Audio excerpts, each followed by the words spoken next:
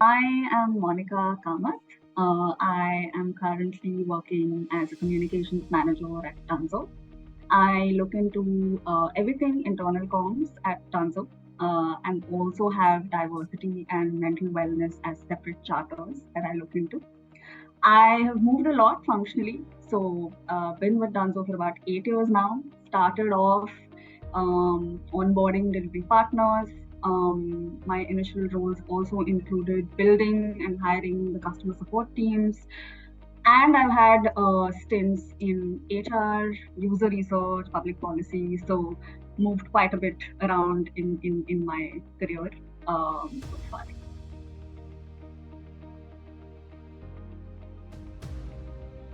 I would like to believe that I haven't shied away from exploring. I'm quite curious as a person. I also think I'm fundamentally a generalist. So, I have explored to that extent. And it does reflect in the variety of roles and projects that I've just mentioned earlier.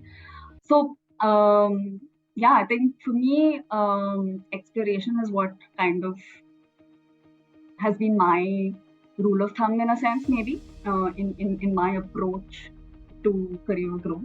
I'm a big fan of this book called Range by David Epstein. And there's this really interesting quote in the book which says, if we treated careers more like dating, nobody would settle down so quickly. And I think my approach has been pretty much similar. I think I've given ample time to explore, find out what is it that interests me. I haven't been too hurried in terms of, oh, I have to, sort of maybe climb up a ladder, so to say.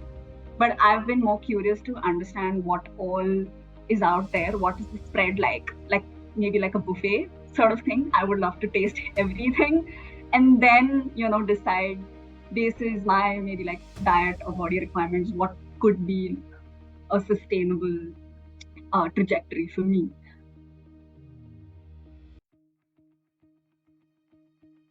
So I think one of my biggest learnings has been that skills are transferable more than you know it or more than people tell you about it. It doesn't matter what function or what project or what team you're sort of working on. I've seen skills being transferable across most of it. Um, that's a big, that's a very big learning for me.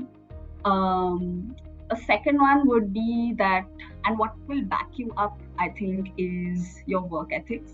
I think that's a huge differentiator. Of course, your education, your qualification, your knowledge, your expertise, your competency. But I think increasingly I've seen it's the work ethics that you kind of bring to the table that can act as a huge differentiator. And the third thing is it's really important for you to manage your energy um, through the day, through the week. So I'm a huge fan of this particular quote. So I love quotes and books and reading. So I'm going to be mentioning quite a bit of those.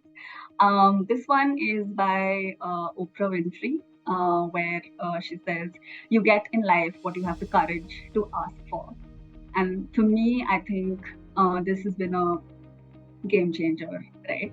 Um, I think you've got to know what you want, A, and only you can sort of take that first move and really go and ask for it or advocate for yourself, right? There's not going to be anybody who would be coming to do that on your behalf. And I think that's something very important. And I think the earlier you understand that, better.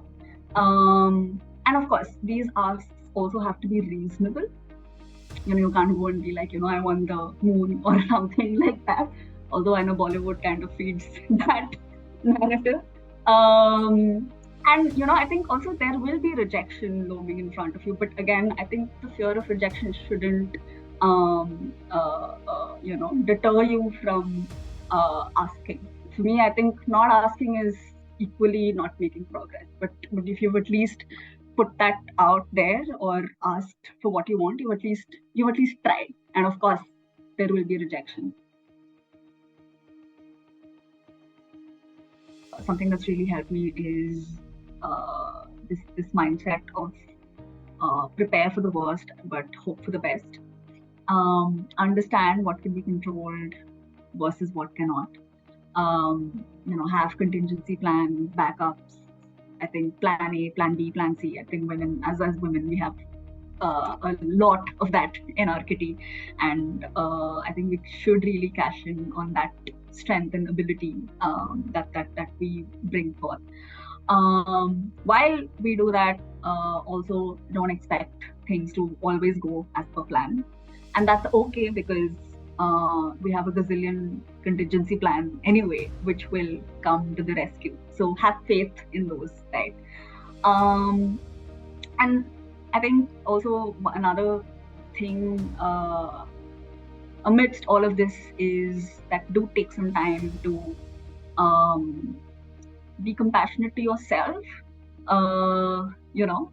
And I know there will be difficult times. There is going to be distress, crisis situations, and that's okay.